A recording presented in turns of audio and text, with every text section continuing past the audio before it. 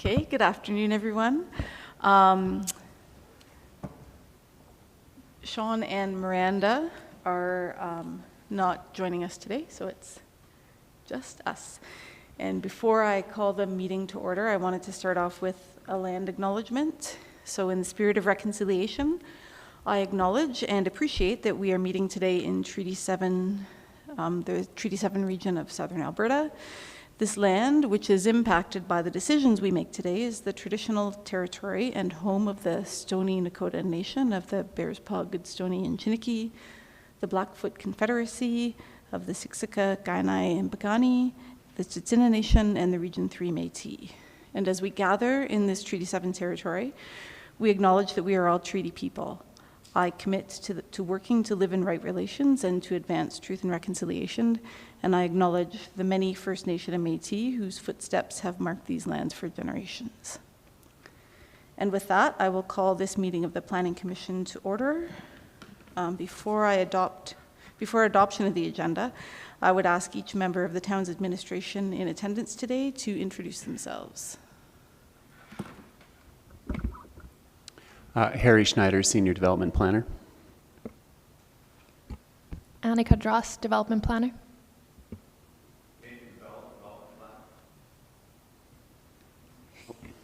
Jolene Noel, CPC Secretary. Okay, thank you all very much. My name is Whitney Smithers, and I will be the chair for this hearing, and all questions and comments shall be directed through the chair. And at this point, I'll ask the board members to introduce themselves, starting on my right. Councillor Tanya Faubert. Brian Talbot. Florian Youngin, public member. Councillor Jeff Hillstead. Thank you all. So Jolene, are there any additions, deletions, or changes to the agenda as provided? There are none. Okay, thank you. So I will move that the commission adopt the agenda as presented. Those in favor? Okay, so that is carried unanimously. Are there any additions, changes, or deletions to the minutes of April 26th, 2023?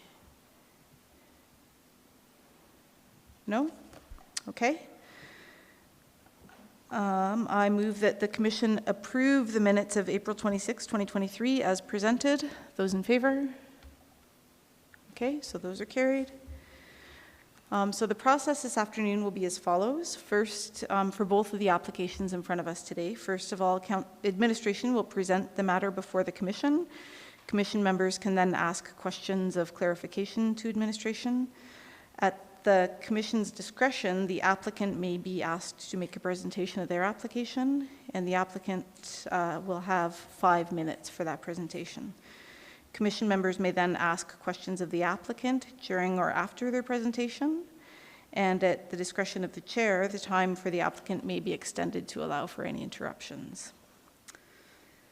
And then after that, at the commission's discretion, any members of the public may be permitted to speak regarding either the applications. The time allocated for the members of the public to speak is 3 minutes, and then council members may ask questions of clarification after that to either the applicant or administration. And I will remind the audience that all communication is to be respectful and on topic. So after all of that, we will move to the first development permit application, PL 2023-0138. The development officer can now make their presentation of the application.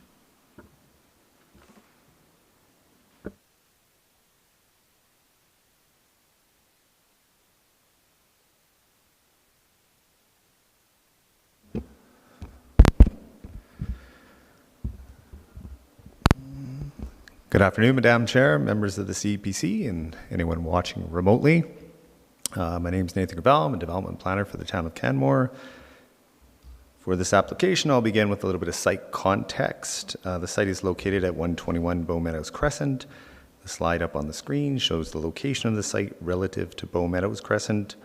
Adjacent to the site are a variety of uses and features, such as the SPCA to the north, vacant land identified as a habitat patch to the east, automotive repair shop, to the west and also to the south. Here's a view of the streetscape.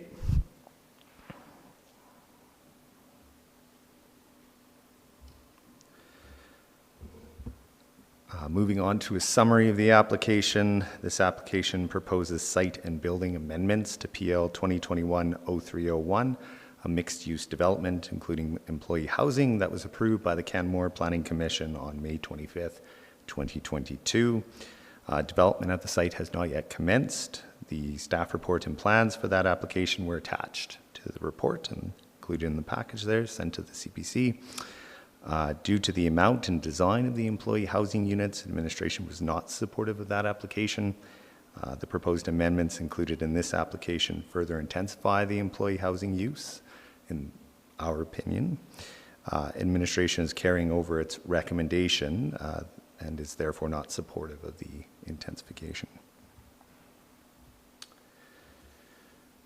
Before getting into more details on the change, I do want to outline how amendments work. These applications are considered under the Municipal Government Act to be de novo or new. There is no amending application per se. Development permit is a development permit on its own. So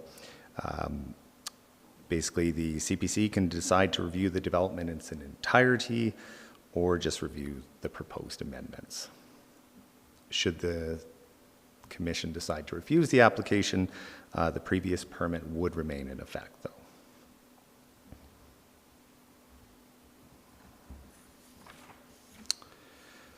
So looking at the changes in more detail, the primary reason for bringing this back to the Canmore Planning Commission is the changes to the employee housing use. That is a discretionary use, and changes made may be in or out of alignment with CPC's original support of this use. As a discretionary use, the CPC will need to evaluate the appropriateness of these changes then. I'm not going to review over the other changes to the site and the exterior of the building unless the Commission would like me to do so. These were described in the staff report. Administration agrees with the applicant that these are enhancements to the development and they comply with the land use bylaw. So looking at the changes to employee housing, the application proposes the following: increasing the number of employee housing bedrooms from 12 to 15. Under the previous permit, the units were approved as one-bedroom units. They've changed a couple of units here, one to a two-bedroom and one to a three-bedroom. So that's how they're achieving the increase. The residential front common entrance and common interior circulation areas have been removed. Units are now accessed by an exterior walkway and stairway on each side of the building. The applicant has designed the walkway and stairways to include a shelter and lighting to try and replicate the feeling of a formal front entrance. The lounge room, a common amenity space for the occupants of the employee housing units, has been removed. The applicant believes private amenity space is more desirable for occupants and has therefore doubled the size of each unit's deck to compensate. The applicant has also added a picnic table, an additional picnic table on the site, although it's a mixed-use building, so the picnic tables can be used really by anyone, so they're not secured for the housing. The common laundry room has also been removed. Each unit will now have in-suite laundry. I do have a couple of floor plans if the Commission would like to see these in more detail. I can go over that at the question period if you like. But as mentioned, administration was not supportive of employee housing at this location, and we haven't changed our recommendation. A notice of application was posted at the site for 10 days. Administration did not receive any comments either in support or against the application. So with that, administration recommends that the Canmore Planning Commission refuse PL 2023-0138. Should the Commission decide to approve this application, draft conditions of approval have been prepared and set out in Schedule A, Attachment 6 of the report. There is a typo in the Schedule A. Condition 6B on page 30 of the agenda is supposed to state updates to show. It'll be evident once you read that condition what I'm referring to. and that's the end of my presentation. Happy to answer any questions the commission may have. Okay, thanks, Nathan. Are there any questions of Mr. Gravel? Okay, Florian? So a couple questions through the chair. I watched a recent council presentation where administration presented ideas to council of how we could address the housing shortage in Canmore. This was just, I think, a few weeks ago.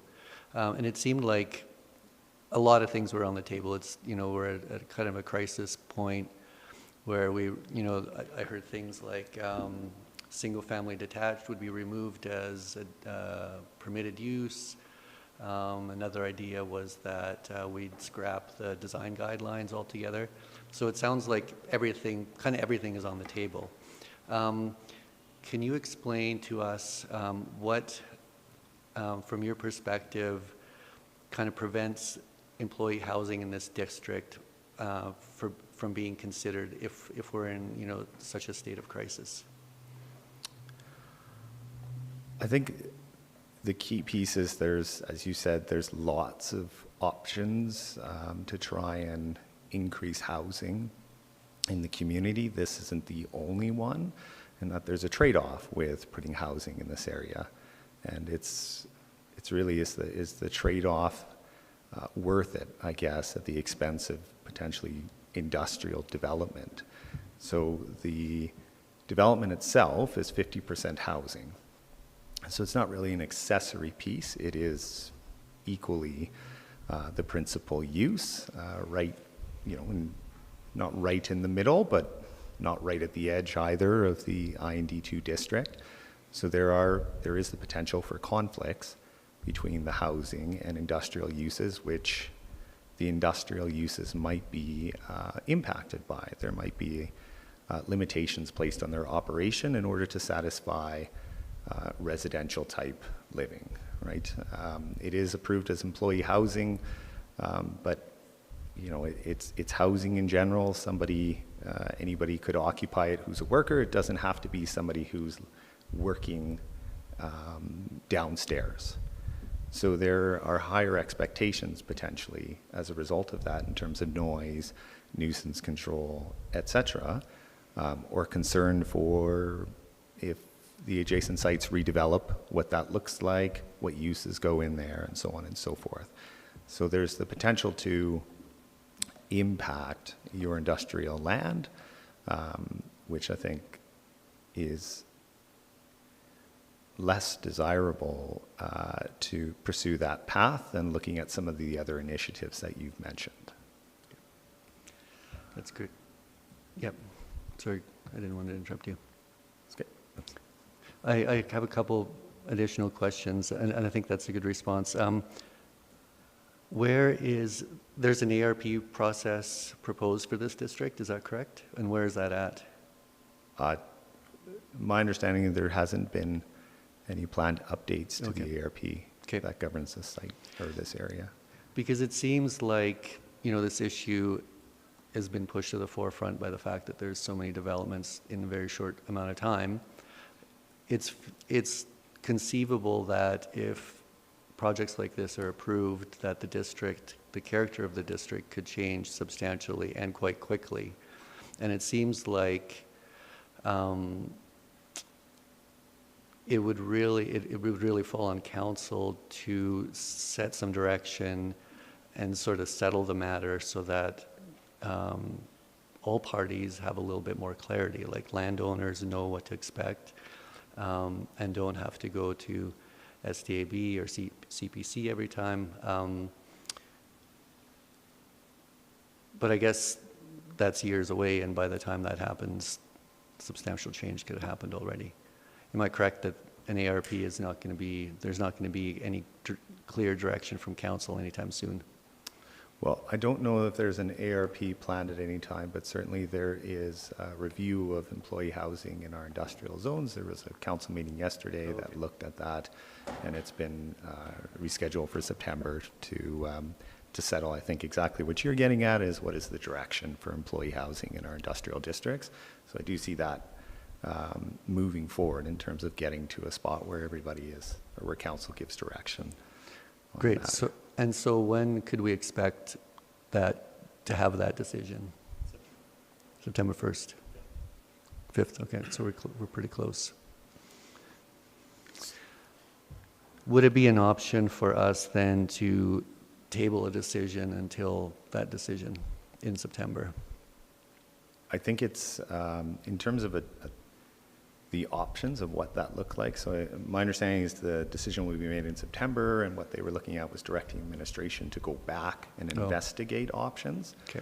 So September, I don't think, would be the date in which it would be very clear what can and cannot be done. Okay. I think the intention was to direct, as a first step, decide whether or not we want to proceed down this route. And then if we do, what are the options? And then council would look at that, or no, we don't want to go there, was my understanding. But there are two councillors on this If I can commission. just add to that, so the decision yesterday was to defer this decision, essentially, as has been addressed, until September. At that point, the direction from council would be for administration to, one way or another, amend the MDP and the land use bylaw and any other relevant documents. So it's one step, but then the amendment to the statutory documents would come after that. So it would still be, I don't know how long that would take. It depends on the direction we receive in September.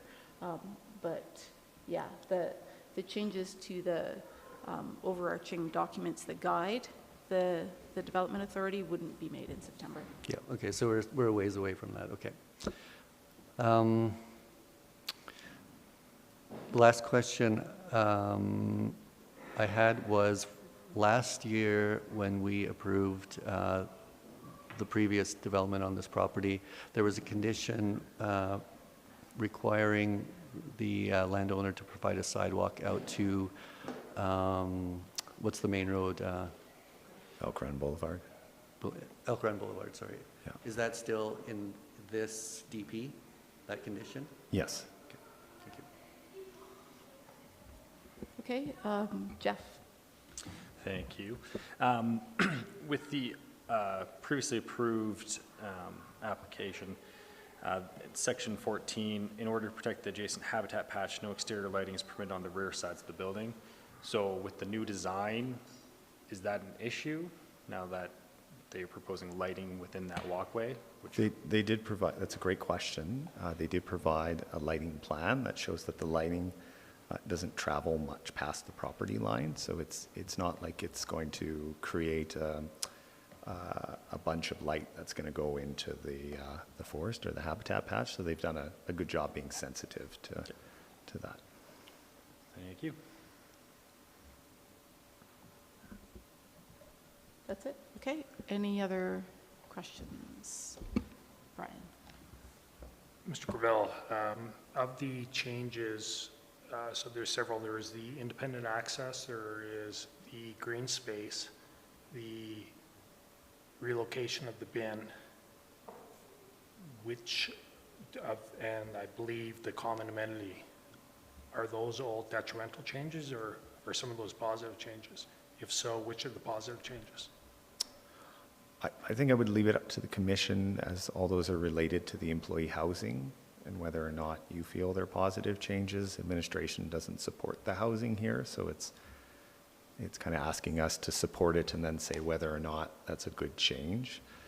If you feel they're positive changes, then I would leave that up to you, or negative. Here's a better way to phrase this. Were any of those changes a result of discussions by administration to the applicant? No. Okay. Okay. Any other questions? No. Thank you, Nathan. Thank you. Would the commission like to hear from the applicant? Yes. Okay.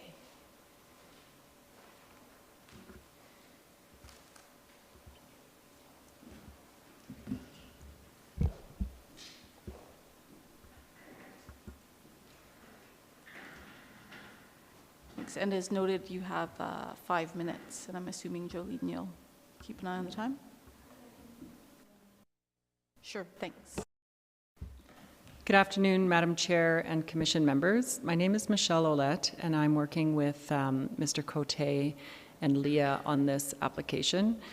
The focus of our presentation will be on the changes, so Leah will be taking over the presentation. The proposal, as Nathan very well outlined, was to make changes to an already approved development permit, essentially that was approved by Planning Commission last May.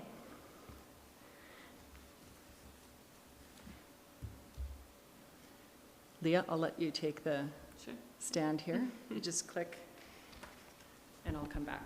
Okay. Hello, my name is Leah Lones and I'm a registered architect with Montaigne Architecture. We've been taking over 121 Bow Meadows as a project recently, and this project is a bit of a special case in that it is approved in the configuration that you currently see on the screen and could move forward.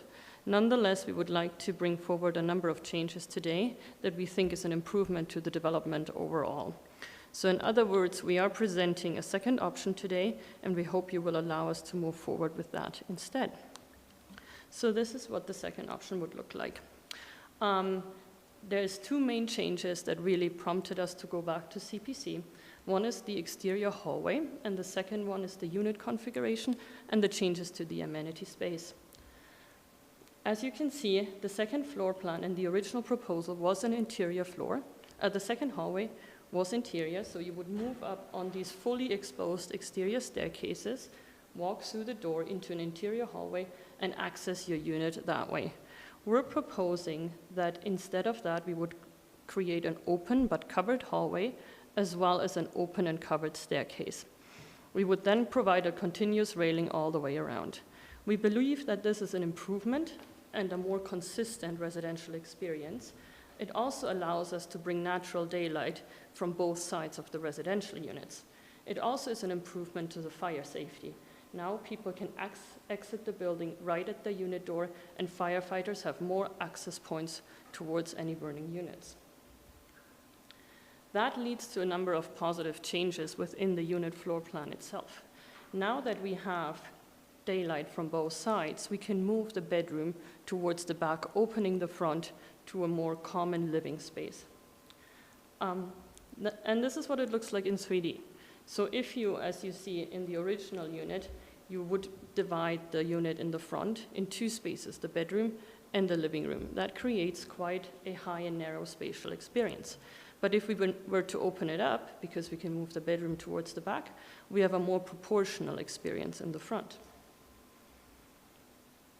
The second change deals with the unit configuration and the amenity space itself.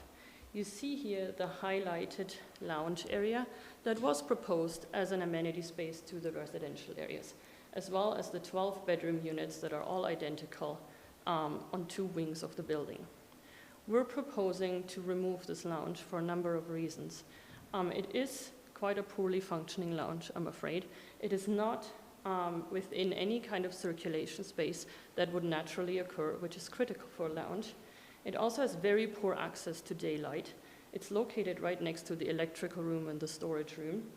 And it is a maintenance as well as a safety concern in our opinion. Having a closed-off space that has very little active or passive supervision and is not in anybody's path does attract unwanted behavior. And this is just one of those situations where you can add a lot of labels to a floor plan, but that does not mean the space actually gets used that way.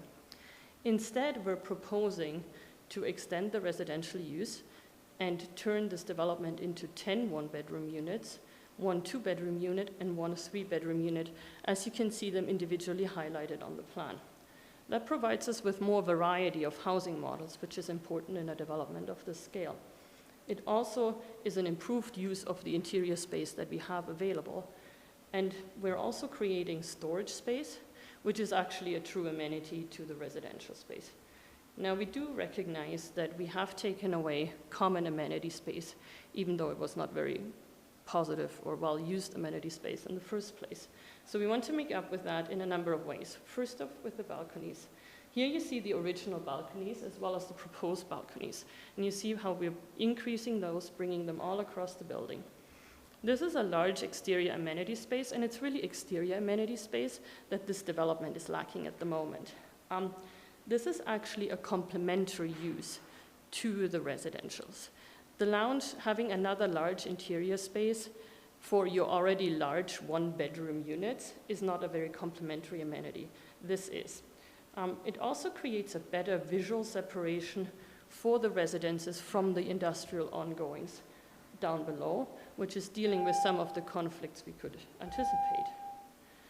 Here you see what it looks like in 3D. Nathan, can you turn that off from here? And how much longer did you have in your Just a minute. Okay, I'll let you Yeah. finish up. Go ahead. So this is what it looks like in 3D. And here you see some of the changes we're also proposing to make to the site. So this was only one picnic table was originally proposed. We're proposing two, both of the end of the residential staircases. And we're also creating a large central green space. And this is what it looks like in 3D. So you see how now the residences, thanks to the green space, also have something to look at rather than just looking at a parking lot. And this is the proposed pedestrian experience we are aiming for with those two changes. Thank you. With that, I'd like to hand it back to Michelle. Thanks, Leah. I think we're out of time. If you had some closing comments, that's fine. I think my closing comment would focus on the amenities near the site. I know that livability in this area is probably a question for decision makers. And with the enhancements to the building that we'd like the panel to consider, I also want to consider the fact that there is bus service, and as we mentioned earlier during Florian's questions, the multi-use trail will connect the site to Elk Run Boulevard that is part of that broader network. And there's also, local conveniences like Valbella for some grocery or some places to dine or get a coffee and those types of things. And beyond that, there is the trail system and the rink nearby. So out the door, you can access our wonderful natural amenities. And in closing, really, as a discretionary use, it's allowed for in this area. There's an old area structure plan that says that this area is for clean, light industrial uses. So when I've heard the background and some of the prior development discussions, there really is no intention to have noxious or dangerous uses in this area.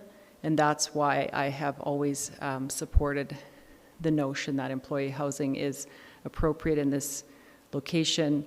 It conforms with the land use bylaw section that outlines the criteria to be met, where we're not displacing other industrial use. It wouldn't be viable on the second floor. And so in this case, we're adding 12 bays to a non-developed site and adding that employee housing above. So I hope that the committee agrees that these enhancements are going to make for a better project that's already approved. Thank you very much for your time this afternoon. Okay, thank you. I have one question to start us off, and it sounds kind of obtuse, but I don't mean it to be. I'm curious as to why in the report, and I've seen this before as well, for site changes, talking about the addition of a picnic table. So now there's 2 picnic tables.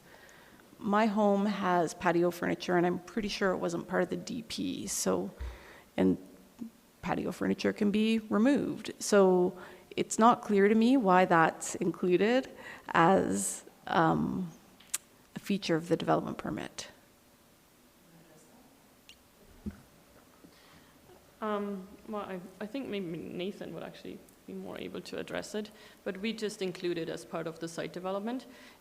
Those picnic tables are also like on a concrete pad and things like that, so they are part of the more permanent site as opposed to, let's say, patio furniture. Mm-hmm. Okay, I might follow up after we go through the rest of the questions. Mm-hmm. Any other questions? Jeff? Thank you. Again, part of the previous application, there was discussion about there being no intent for children to reside in the employee housing. So I'm just curious why the change from 1 bedrooms to larger ones, because that to me would basically target families. And with this, it says, there's no intent to have children reside in the employee housing. Adult-only provisions will be included in the condo bylaws, which, looking that up, I don't believe that's actually legal in Alberta anymore, but that's for the condo to decide, because as far as I remember, the NDP called that a human rights violation back in 2017, and that was changed as of January 1st, 2018.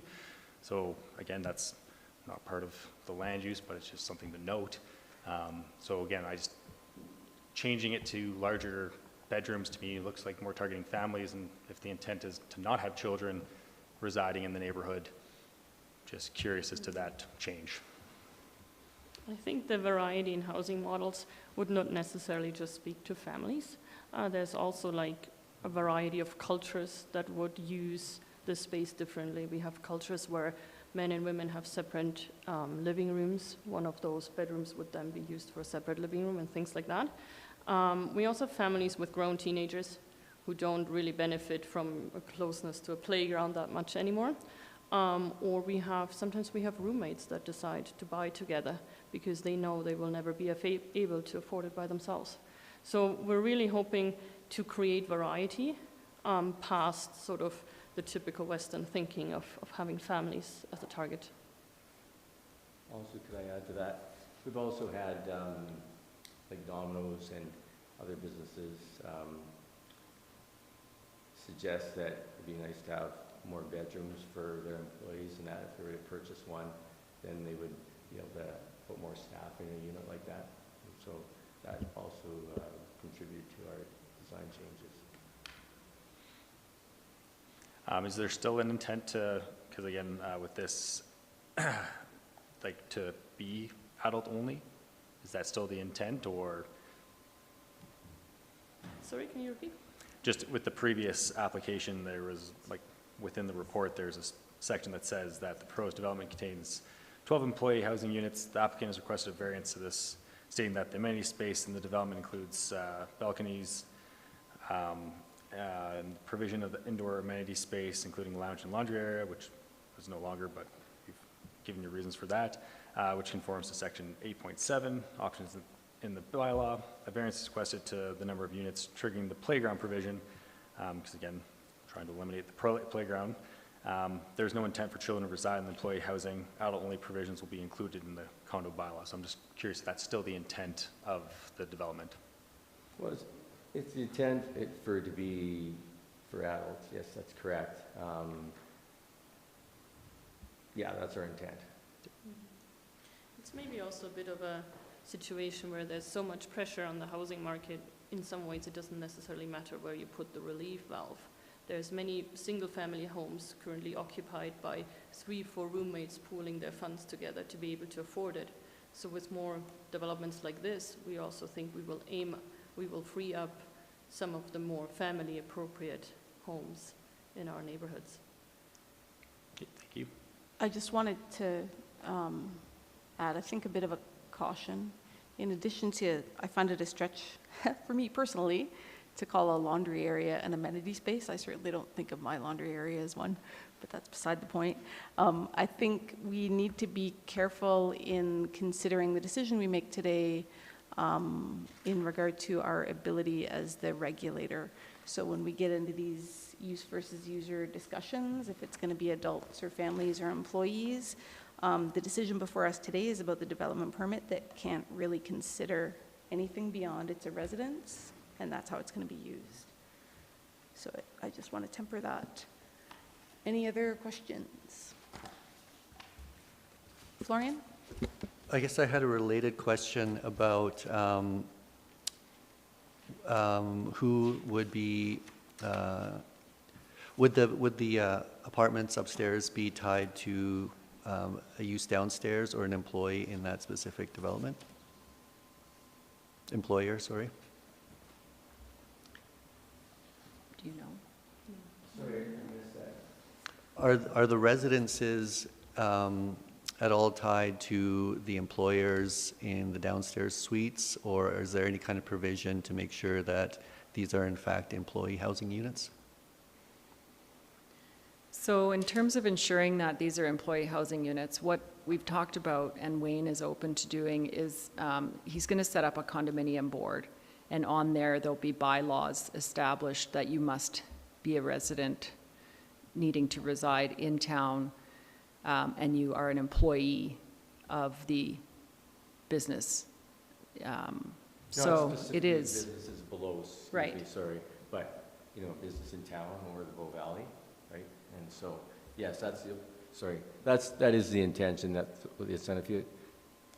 Because there's many that cannot afford to live here, and we're hoping this will be kind of a gap for those people that cannot actually ever have the possibility of owning, and so it being more affordable than some of the other options out there, and also more pleasing the space from other areas. And I have letters, if I can share with you, from a realtor that suggests the same thing, and is very aware of other developments in other areas that he's reviewed this and thinks it's a good solution for the area. Could you give examples of what kind of uses would be downstairs? Like, do you have certain people who are interested, or could you just give a general idea of what kind of industrial uses would be in the bays downstairs? Well, I know one of the owners of the project, along with myself and Frank, that is here, that has, we're all long-term residents, is Cam Beatty, and he is looking at using it for storage space, a bunch of his units. So he'll be retaining, I believe, 5 or 6 units himself of the 12 lower ones, and I'm going to be retaining 1 or 2, and then I think we may have 1 more in there. So we're going to be owning quite a few of them ourselves, continuing to own those, so which will also become part of the board and that, and so we have vested interest in what goes on in there, and for the upper spaces, which I'm planning also keeping some of those for myself. So if I understand correctly, some of those lower units would be storage and some would be light industrial uses, or? Yes, correct. Trade bays, Contractor. that kind of stuff, or whatever, right? You know, that's correct. Thank you. Okay. Any other questions of the applicant? No? Okay. Could I ask There might be one. There you go. Could I ask a follow-up to administration about that conversation? Okay, I wanted to see, first of all, if there's any members of the public. Thank you. Yeah, thanks. I'm just curious if the commission were amenable to hearing from the public, because there's a few people in the audience right now. Are there any who would like to speak? No?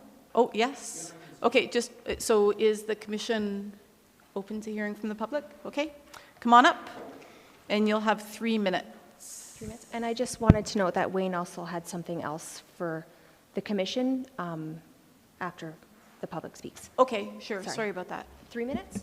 Yeah. Sure. Is that on? Can you hear me? Yes. So I just wanted to kind of attend to this last conversation, the clarity of the zoning of the units and everything else. And first and foremost, your question was, are the storage bays underneath related to the residential above? They're all separate titles, 24 separate titles, so just by virtue of that, it's not necessarily the owner below is controlling people above. That's number one. But number two, as far as the zoning, there's a couple buildings in town. Montaigne Village is one of them, Whiskey Jack's another, and they do have it registered on title that says that you have to work in the Bow Valley minimum 20 hours a week. You have to sign a stat deck, otherwise you can't own or live in these properties. So I don't know if that helps clarify it just a little bit. Is that part of the development permit? Like, is there some assurance that will happen in this project? It's over and above, and in fact, it's probably more of a lawyer question. I've been chatting with Wayne to, even if you attach it to the title down the road that says that this is actually registered on title to have that, you know, and I may be overstepping my bound because it's not my project, but those are the discussions that we've had, that it probably would be important to have it because this isn't a new type of project that's in town. It's just the newest of its kind. Yeah, no, so I like to hear things like that, but then we need to have something in the development permit to assure that that actually happens. You know, like it's easy, obviously, for people to say that here, but then what happens a year down the road, right? So I guess my question going back to you as well, because I don't know this, is that just by virtue of the staff accommodation zone, it is a discretionary use. What in the past triggered that to be untitled? Because it didn't just happen because someone thought it was a good idea. Like, is it somewhere even in the town side? And that's more of a question than a suggestion. But I mean, Wayne would be and his group would be the ultimate one to decide, but it is a good point. And if that's the one hurdle, it's solvable. Sorry, just before you leave, and I apologize, I forgot to get you to introduce yourself when you I'm first. Barry Nostransky from Remax. Okay, thank you. Any other questions of Barry? Okay, thanks. That's great. And then, Wayne, were you looking to share? Yeah. Yeah, come on up.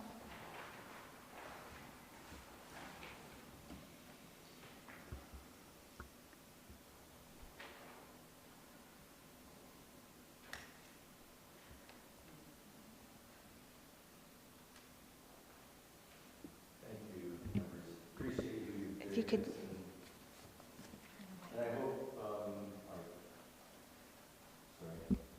Apologize. Yeah, so I hope we're focusing on the right things today, that we're focused on the changes, if they're positive changes for development and for the town.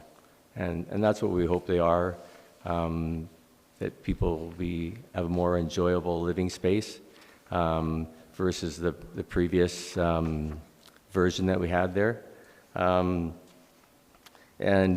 one of the other things that we did add in the back, because of if we're allowed to open up the walkway, is we'll have larger windows and the natural light will be coming in. So I think we've tried to do something that we can be proud of. Like I said, myself, along with some of the other partners, Canmore being one of them, will continue to own, a good portion of the project. So we'll always have a vested interest in, the project and the continued uses in the project. We believe, working with Barry Nostransky and his team, of creating some strong bylaws that will ensure the enjoyment for all involved, including the residential units, and also that we think this will help, and I know that it won't solve all the problems, but I think it'll be, along with the other options, help with our situation in more affordable housing. And that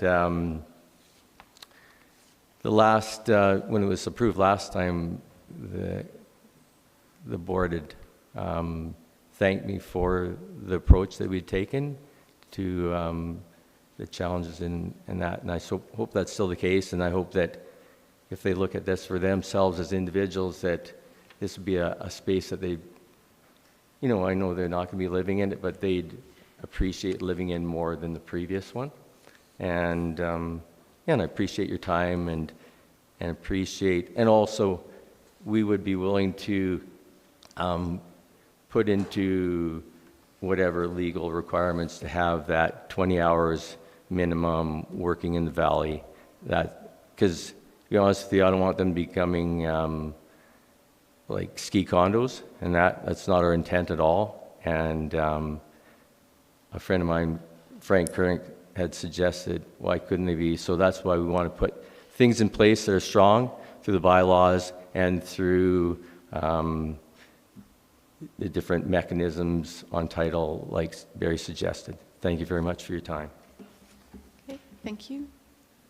Questions? Brian? Oh, Wayne, if you can come back up, there's a couple questions. Mr. Cote, have you investigated placing what I'll call a caveat or restricted covenant on site regarding the 20 hours like Mr. Nostransky suggested? Yeah, we've looked at it, and we'll work with him to put that in place. We haven't gone through all the legalities and gone through lawyers to do that, but if that's, and I'm fully in favor of that, if that's something that the board would want us to put in place to approve the changes, then we're on board with that 100%. Okay, thank you.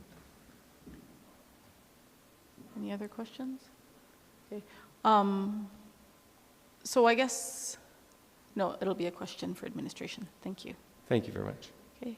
And Nathan, I believe there were some questions for you if you want to come back up. Oh, do you have to? Okay. Jolene, do we have to? I'm sorry, I don't know the process for accepting those. Yes, so I was just, as Wayne mentioned, he had some public submissions, which is up to the board and the chair if you would like to accept them. If yes, I'm happy to hand them out, or I can just keep them. Okay. Do we want to accept the submissions? Yes. Okay. Okay, thank Thanks. you. I'll hand them out. And thanks for catching that.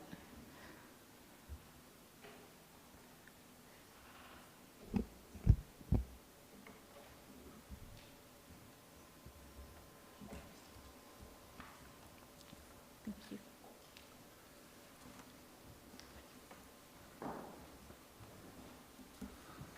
Okay, so Florian, you had a question for Nathan?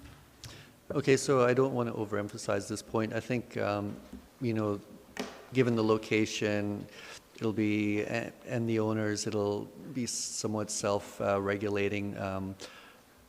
But my question is just, you know, when we hear that this will be employee housing, is there actually any kind of guarantee at this point in the DP that that will actually be so? So the town's practice in the past has been to ask the developer to demonstrate legal means to secure the employee housing use. So it was previously done by a restrictive covenant registered on title, which you can find Whiskey Jack and some of the other employee housing district developments. Its enforceability is questionable because it does regulate the user rather than the use. And we have moved away generally from regulating the user over the use to common amenity housing, which is more regulating by design. So having really small units, shared amenities, and so forth. But having said that, if the commission desired so, you could add as a condition of approval the requirement for a restrictive covenant to be registered on title. We do still have the template for that, and there's no reason why you couldn't register that. As I said, its enforceability is questionable, but it does serve, if nothing else, as notice to a potential buyer that what it's approved for, the unit's approved for. Thank you. Would it be possible to put up the bylaw section for this district? Sure. Because there's a section in there that very specifically addresses employee housing in the district, and one of the conditions is that there is some kind of legal means, and it just seems like the bylaw is sort of asking for something that can actually be enforced. It's sort of this catch-22, like we want you to show this, but we can't, there's no way to enforce it, so it's sort of a weird.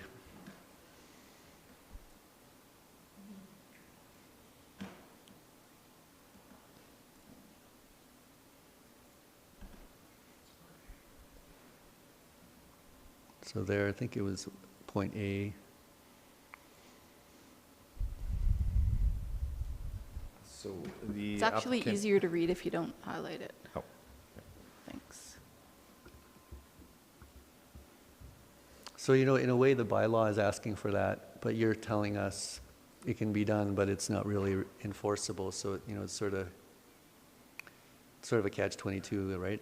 The applicant has suggested that through the condo board bylaws that would be the legal means. Mm-hmm.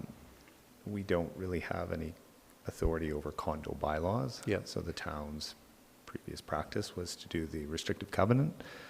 But as I said, if the commission wants that as an extra layer of protection, Okay. if nothing else, notice to those who purchase, you could require that.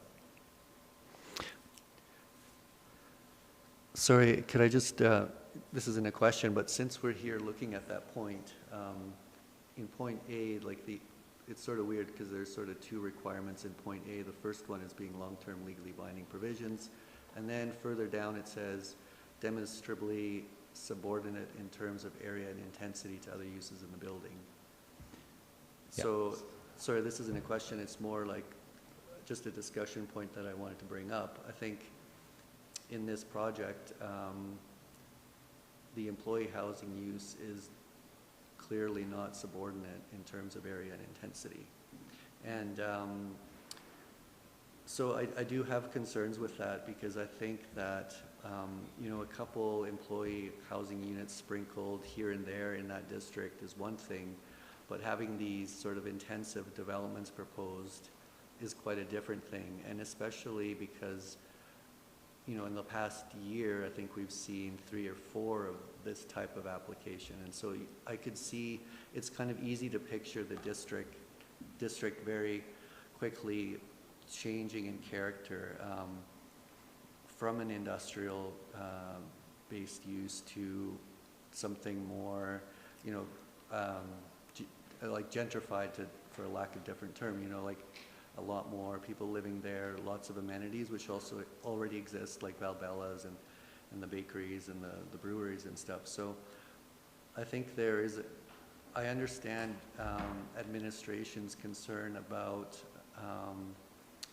the intensity of these changes and the fact that it's not just one proposal, it's not a one-off, it's obviously lucrative for developers to take advantage of the less expensive industrial land to make these projects work. And so if we've seen several in the last year, it's, you know, it's quite reasonable to expect that more will be coming. So I just wanted to bring that up as part of the discussion, but what kind of complicates this application is that really this decision has already been made. CPC already decided last year that this project could go ahead, and so now the question is really, do we like the changes or not? And I would just like to, you know, before we start that discussion, I would like kind of as an aside to say that I do have concerns with this kind of intensity of employee housing being proposed, because to me it just clearly does not meet the requirements of the land use bylaw. And so, you know, what are we willing to throw out the land use bylaw to solve the housing crisis? And I think that's the point that administration has made, is that yes, we all want employee housing, but there needs to be sort of a strategic way of doing it, and doing it in the industrial area is not it. So again, that's a bit of an aside, because actually the decision has already been made. So we know it's going to go through. So now the question is just, do we like the changes?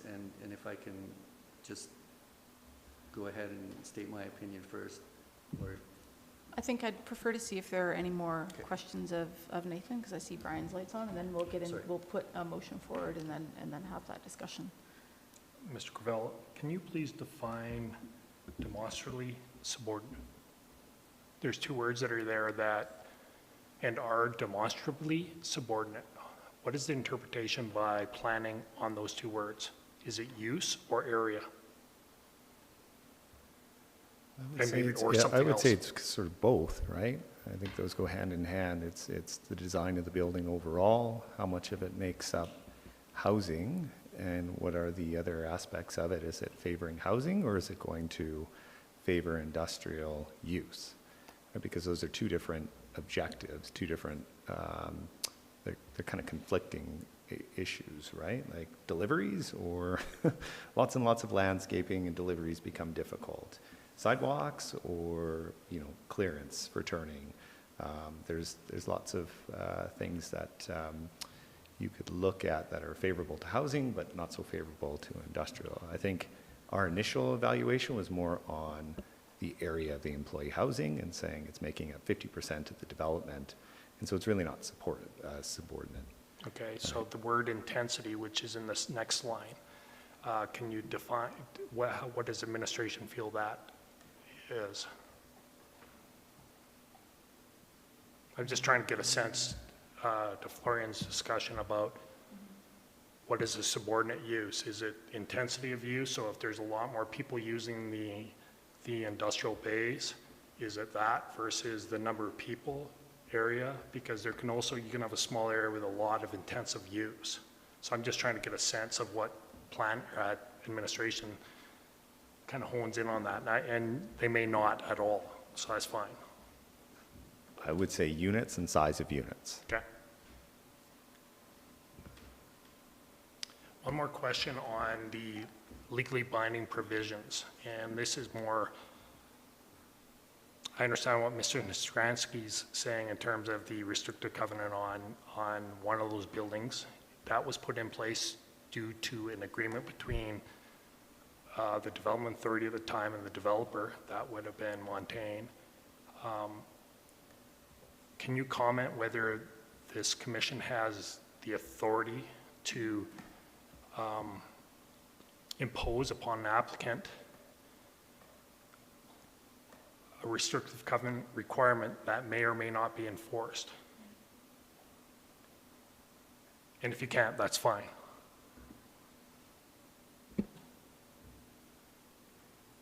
I think that's a good question. I would have to, I think, get an opinion from our legal counsel first. To answer your question, no, I don't know if you have the absolute authority. Depends on Good the answer.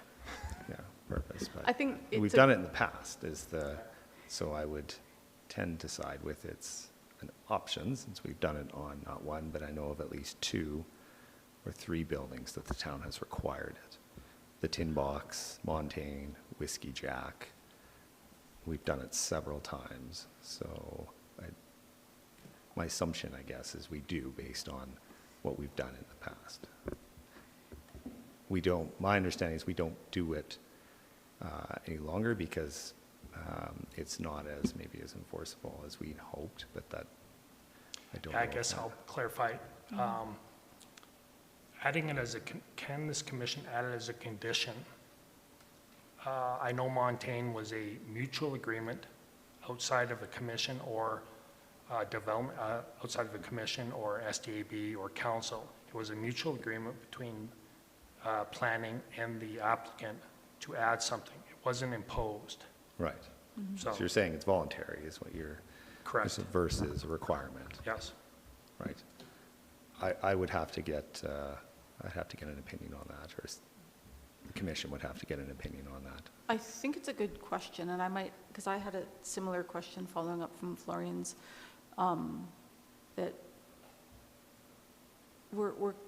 it seems to me that we're mixing civil instruments and regulatory tools, which under Part 17 we don't really have the authority to do.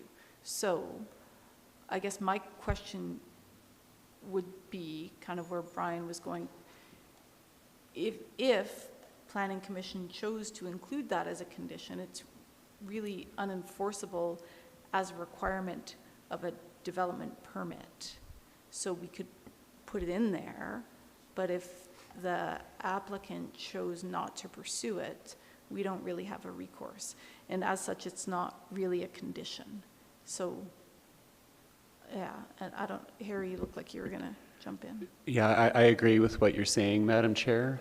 And these types of restrictive covenants, my understanding that development authorities, not only here, but in other Alberta municipalities, you know, in an earlier time imposed these restrictive covenants as development permit conditions, but the municipalities have been unable to enforce on their own, like through a stop order. So they become private matters between owner and neighbor, and they're interpreted by the courts. But my understanding is the municipality cannot put a stop order on the property because they've chosen not to abide by said restrictive covenant. Okay, thank you. Nathan, were you? Sure. Sorry. Did you have anything to add to that, or I'm not sure what you were looking for in there? I was just looking to see if other districts had specifically mentioned the restrictive covenant as it pertains to employee housing, because that to me would suggest then the land use bylaw is suggesting a tool that can be used legally to enforce it.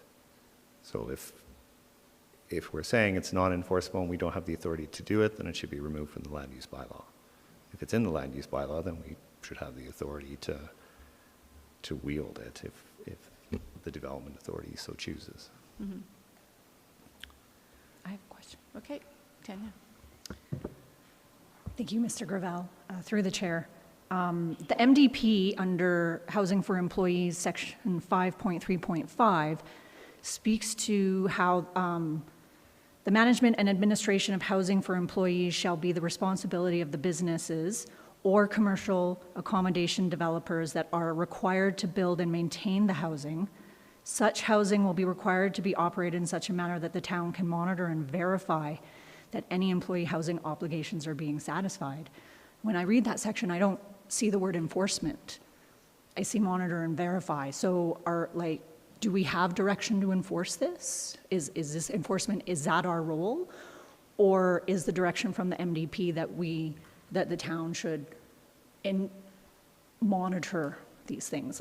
I know, anyways, that's my question.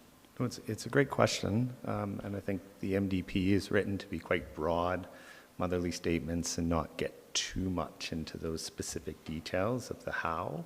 So I think that's probably what that's getting at, is there should be some means to verify that it's not being used as an Airbnb or some other use, but it's not explicitly stating what the tool is. So It's further complicated by the fact that it is unenforceable. So to even in the MDP put that we should enforce this, we can't. yes, there's a legal aspect to this that I would say that is. Yeah, I feel like we're going down a bit of a rabbit hole here. And to me, the takeaway is, the discussions around RCs or other instruments on title, it really depends on the goodwill of the landowner, and it's separate, as I had kind of cautioned earlier, separate from a discussion on the development authority or the development permit, which is really guided by our authorities under Part 17. That was kind of rhetorical. You don't need to answer. I will not. But I do want to just Sure. speak to employee housing in general, because I feel like there's a bit of confusion about it. So employee housing is not affordable housing. It's not below market housing. That's vital housing. And that's what the town builds and offers as below market rental and below market ownership. Employee housing is just secured housing for workers. So a business can buy the unit and offer it to their employees. It's for profit. It's going to be market rent. The benefit of it is it's there for you. If you come to town and you're going to be working, there's a place for you to go. But you're still going to have to pay for it. And then the idea is you transition potentially into PAH rental, if you're in town long enough to qualify, or PAH ownership, or maybe market as well. So I just wanted to be clear about that, because I feel like employee housing sometimes gets lumped together with affordable housing. There's two types. There's the rental piece. If it's a business that owns it and offers it, then it's rental. An individual who's a worker could also purchase a unit, so individually owned.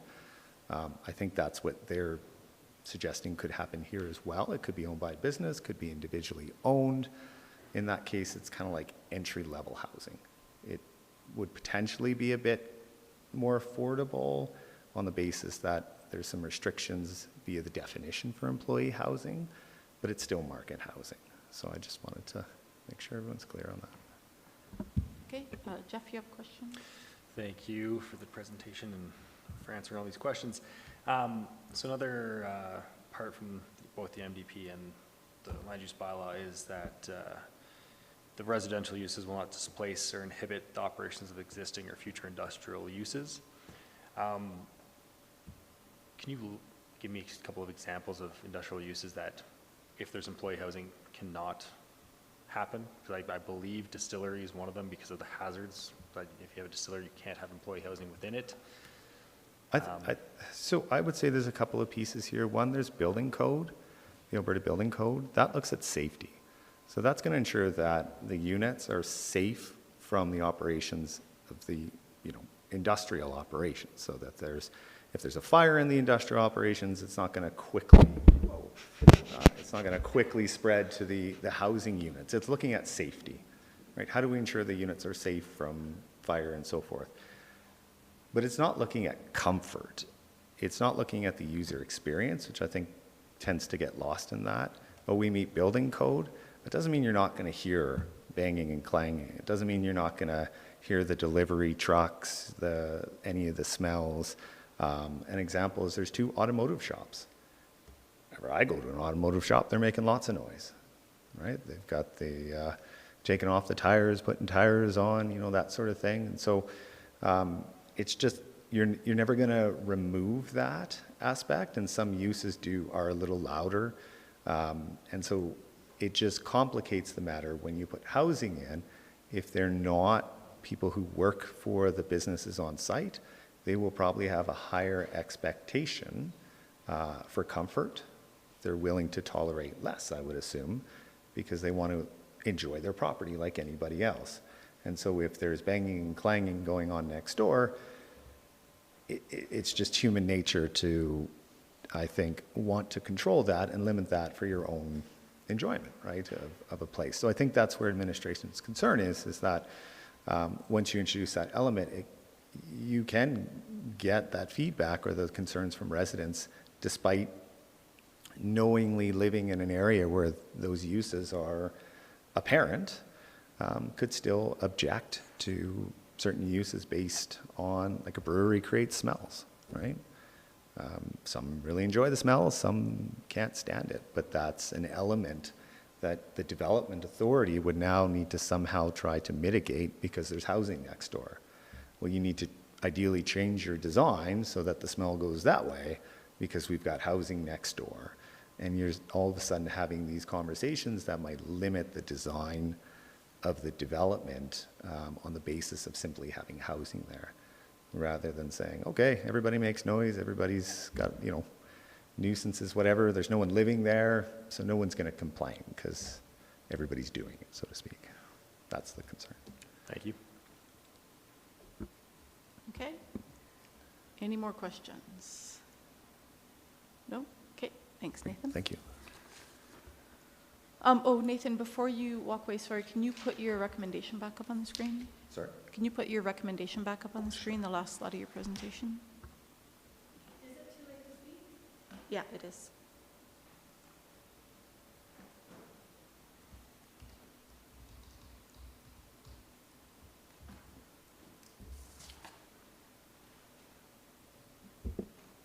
Thanks. Okay, so I appreciate that there are going to be a variety of thoughts and opinions on the recommendation before us. I think just to get the conversation going so that we have something to speak to, I will move the recommendation that's on the screen, and then I will invite commission members to speak to it. Florian, yeah. So I've been on commission for 5 years now, and I think this is one of the more difficult applications that I've considered, because I do share administration's concern about intensive residential development in the industrial district. I don't think that's compatible, and I don't think that this application conforms with the land use bylaw. I mean, there's some very clear requirements for employee housing in this district. So I have issues with that. Now, the problem is that CPC basically has already approved this application. And so that's just a fact. So now we have to consider, is this an improvement over the one that has been approved? In my opinion, this application is 100% an improvement over the previous one architecturally. And that's both from the exterior and the interior. I think that The units are much better laid out. The living spaces are more generous rather than being cramped hallways. I think that if I lived there, I would value some storage space over a communal living room. I think the exterior expression of the building is much improved, more residential in character, higher quality materials.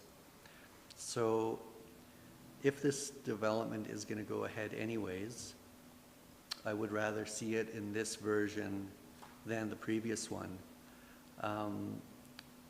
So it's sort of, this is difficult for me because I don't think that there should be intensive residential development in the industrial district. Unfortunately, that's already been decided. And I know there are businesses that are clamoring for these kind of units as well. So I recognize, there's other things, bigger picture things going on. So, long story short, I think this proposal is quite a substantial improvement over the previous one. And even though I don't think that intensive residential should happen in the industrial district, I would rather see this built than the previous version. Okay, thanks, Florian. Anybody else want to speak? Tanya? Oh, that's going to go later. I want to thank administration for all their presentations, as well as the applicant and members of the public for attending. This is a difficult one, and it's one that I think dates back a pretty long time, all the way back to the update to the MDP that was passed in 2016. And within the MDP, under market affordable housing, 5.3.4 states that private initiatives to create additional seasonal, permanent employee housing opportunities should be supported by the town. And I think that council of the day that approved that MDP 8 years ago, did intend for there to be employee housing in light industrial. But I don't think that we've done the work since then to set out the appropriate and I think legal conditions, the things that we can do, the tools that we do have. There's more work that we can do to do that. And that's the question that's in front of council in September that hasn't been answered. And that new direction isn't yet in front of us. So what I have to work with right now is the direction from the MDP and the land use bylaw as is. And as a result, I'm not going to vote in favor of the motion to refuse this. I also think that under the land use bylaw, the provisions have been addressed to my satisfaction. And I know that we can get stuck within this realm of enforceability. I don't think the MDP directs us to try and enforce it. And it does come down to the fact that we have to accept the intent of the people in front of us telling us what it is they want to do. And I accept that, and it is to my satisfaction. So thank you. That's it for me. Okay, thank you. Brian? I will not be supporting the motion to refuse this amendment to an already approved CPC decision. I believe that the proposed changes are an improvement. They're not going to be detrimental. It's a more efficient design. It's better to the end users, and it's not detrimental to the area. So I will be supporting the application. Okay, thank you. Jeff? I will also not be able to support the refusal.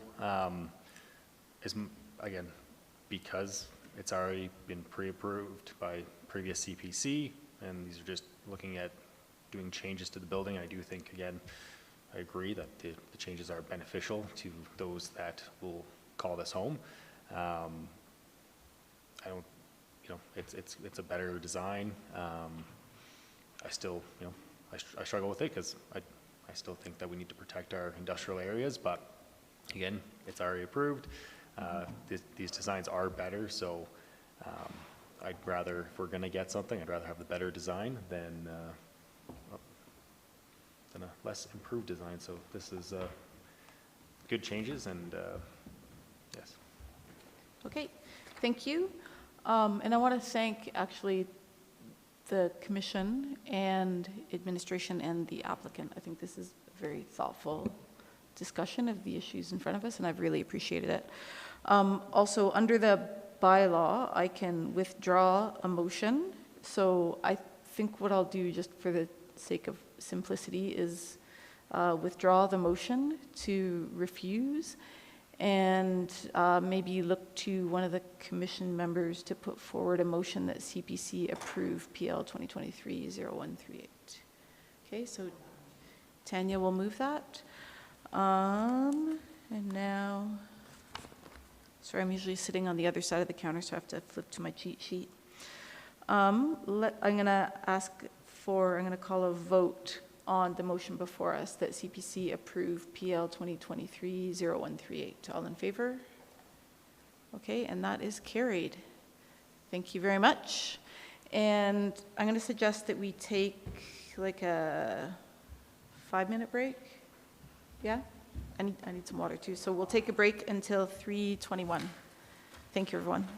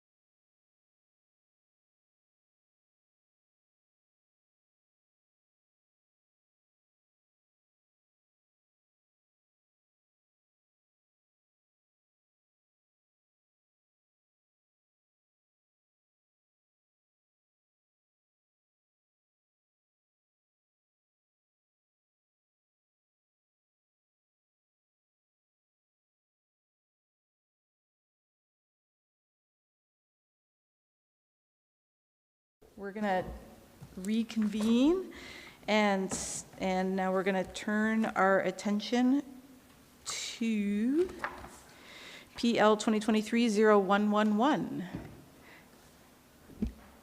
Good afternoon, everyone. My name is Annika Drost. I'm a development planner with the town. And I'm here to present to you development permit application PL 2023-0111, which is a sign application for 1 Silvertip Trail.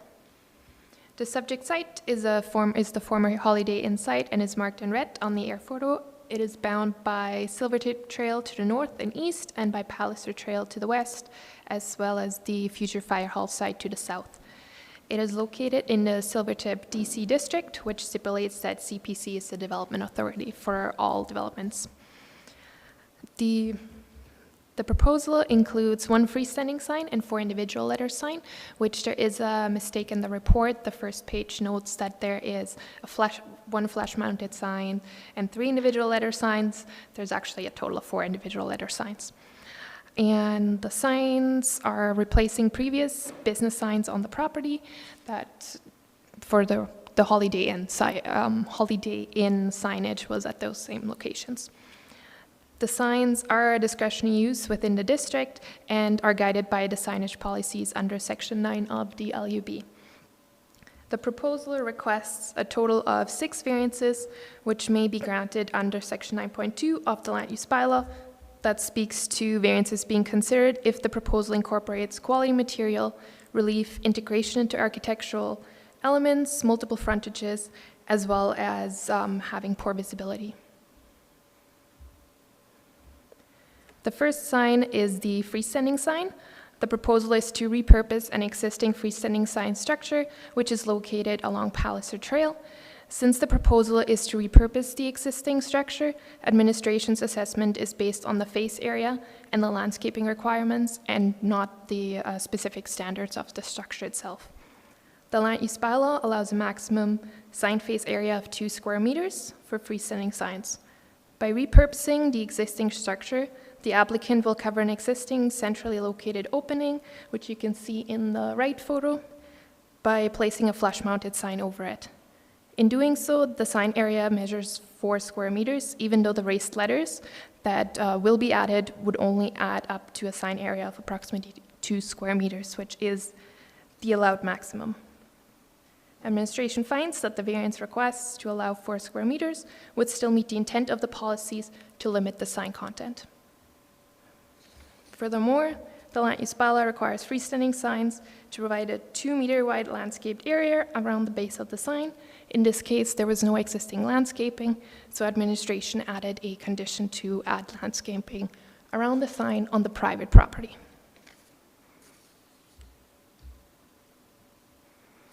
Administration also flagged that the existing sign structure is encroaching into the road right-of-way. The sign is located within the red circle on the photo, with the orange lines being the property lines. The encroachment is due to a road plan that was registered in 2020, which resulted in capturing some of the land that initially belonged to the subject parcel as part of the road plan. At that stage, the encroachment agreement was not registered, and to ensure that the 0.2 meter encroachment into the right-of-way is acknowledged, administration is recommending entering into an encroachment agreement, which is also captured as part of the conditions. The second proposed sign is an individual letter sign that is to be mounted on the west side of the building facade facing Palliser Trail. The applicant has requested 3 variances total. The first is for the location, as the sign should be located on the main or second floor of the building. In this case, it is proposed to be located at the 3rd floor for visibility reasons. There are a number of mature trees located on the outskirts of the subject property that would obstruct clear sight of a 2nd floor sign and would work against the intent of signage, which is to advertise or call attention to a business. The sign will also be able to take advantage of the existing gooseneck lighting that was used for the previous sign that was approved for that same location. The second variance request for the sign is letter height. The maximum letter height for this sign type is 0.3 meters. The proposed letter height is 0.48. meters. Administration emphasizes that the land use bylaw permits larger signs if the building is set back at least 3 meters from the property line and has a minimum of 9-meter frontage. The subject building is set back approximately 22 meters. In order to accommodate the flexibility that allows larger sign areas, there should be consideration to also allow for a larger letter height. Administration is in support of these letter height variances as it provides for a more appropriate letter height ratio.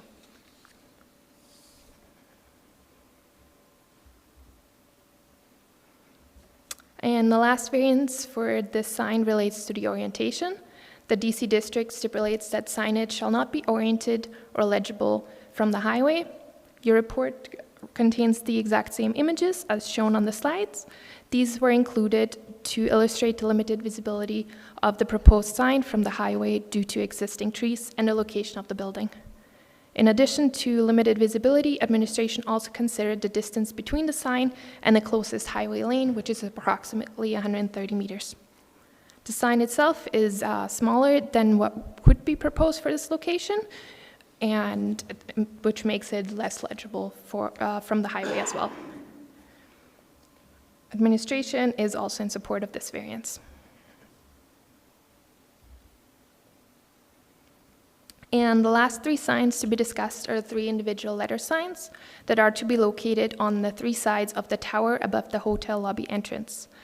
The applicant is requesting a variance to the letter height and the quantity of signs. The letter heights vary from 0.3 to 0.7 meters, with a permitted height of up to 0.4 meters. The letter heights were chosen by the applicant to better incorporate the signage into the architectural element of the tower. Administration notes that the letter height requirements are generally intended to maintain consistent signage of reasonable scale. With no adjacent businesses, consistency with adjacent business signs is less relevant in this case. And furthermore, the tower itself is approximately 40 meters removed from the closest driving lane along Silvertip Trail. And this is another instance where the location of the signage and a permitted larger sign area should be balanced by allowing flexible letter height. And lastly, the land use bylaw restricts the quantity of individual letter signs to 1 per frontage. Since there will be a sign on the building facade that is directed toward the same frontage as on the tower, the quantity of the signs is exceeded and a variance would be requested. Administration emphasizes that the signs are well removed from each other and visibility of both signs simultaneously is limited by the mature trees. Administration recommends approval of the requested letter height variances and the quantity. And in summary, administration finds that the requested variances are reasonable considering the provided setbacks, locations, architectural building features, and limited visibility. Administration recommends approval of the variances as per the Schedule A conditions. And that concludes my presentation. Thank you. Question from Brian. I went out and looked at this primarily to look at, call it a left-hand turn off Stewart Road, and I didn't see the sign obstructing visibility to the west. Are there any guidelines within the town of Canmore with the placement of signs this close to intersections? I couldn't see any, but. So it was the freestanding sign? Yeah, so on the sign, the freestanding sign, yes. If you go to just a top-down shot, if you come out of Stewart Road, coming out of the fire hall site, say, if you're going to make a left turn, when I went out there, the visibility isn't obstructed, which was my concern. So my question is, are there any guidelines within the town of Canmore about the placement of signs at intersections like this that we may be offside with? So generally, there is a 2-meter setback for freestanding signs. In this case, because they're repurposing the existing sign structure, we didn't look specifically at getting this within the 2 meters. as it already encroaching, but we did reach out to engineering to get their opinion and their thoughts on whether an encroachment agreement would be appropriate or if the sign should be removed. And in this case, they didn't have any concerns. Thank you. Okay, any other questions? Florian? Through the chair, I assume the reason that this is at CPC is because it exceeds the variance granting authority of the administration, or why is it at CPC even? It is at CPC because it's a DC district, and the DC district specifically identifies CPC as the development authority. Thank you. Any other questions of administration? No? And I'm not sure if we would be wanting to hear from the applicant. Anyone? No? Yeah, no? Okay. So I guess now, I gotta go to my cheat sheet, sorry. Can you put the recommendation slide back up, Annika, please? Thank you. So I will move that Planning Commission approve PL 2023-0111, subject to the conditions of approval set out in Schedule A. Any discussion on this? No? So I'll call the vote. All in favor? Carried. And now, there was no more planning business, so Jolene, when is Planning Commission's next scheduled meeting? Sorry, I lost my page there. The next scheduled meeting is July 26th, and I can confirm that we actually do not have any applications for that. Okay. So we don't need to hold it. Great. Thank you. So then I will move that the commission adjourn the July 5th, 2023 meeting of the Planmore, Planmore, did I just say that?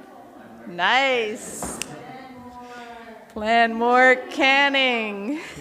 Canmore Planning Commission. Those in favor? Okay, carried. Thank you all very much.